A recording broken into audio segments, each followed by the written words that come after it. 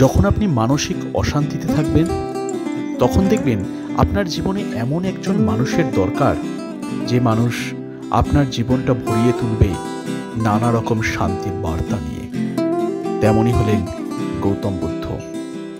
একদিন রাজগৃহে অধিষ্ঠান করছিলেন বুদ্ধ।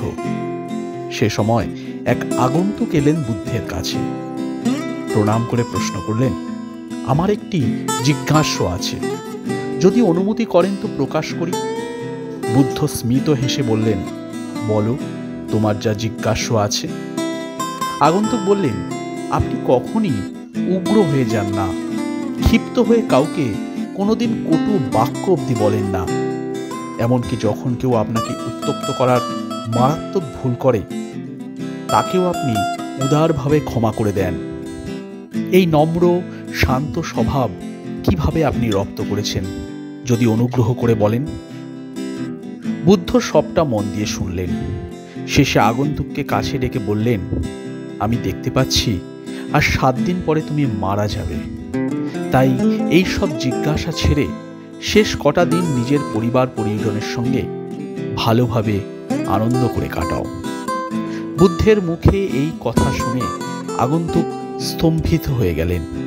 বিষণ্ণ মনে বুদ্ধকে প্রণাম করে সেখান থেকে বিদায় নিলেন। পরের 7 দিন সে ভীষণ নিচু স্বরে নম্রভাবে সবার সঙ্গে শেষ দেখা সারল। জেনে না জেনে বিভিন্ন ভুলের জন্য সবার কাছ থেকে ক্ষমা চেয়ে নিল। 7 দিন পর আগন্তুক আবার রাজগৃহে এসে বুদ্ধের পায়ে প্রণাম করে বললেন, আমার এই জীবনের আজ শেষ দিন। আপনার দর্শন এবং আশীর্বাদে জীবন শেষ হবে এই আশা নিয়ে আপনার কাছে এসেছি। বুদ্ধ হেসে বললেন, বিগত 7 দিনে তোমার আচরণ কেমন ছিল?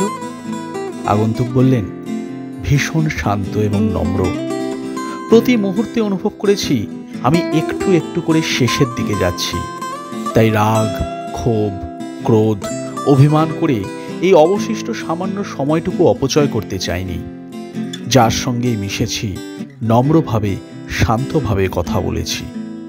বুদ্ধ বললেন, তুমি বোধহয় তোমার প্রশ্নের উত্তর পেয়ে গেছো। আমি তোমায় সরাসরি উত্তর দিতে পারতাম, কিন্তু তাহলে তুমি শুধু শুনতে, উপলব্ধি করতে পারতে না। এই জগতে আমরা সবাই ক্রমশ ফুরিয়ে আসছি।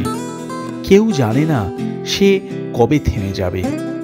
তাই যতটুকু সময় বেঁচে আছি, ভালোবাসা, শান্তি এবং ক্রোধহীনভাবে থাকাটাই বাঞ্ছনীয়।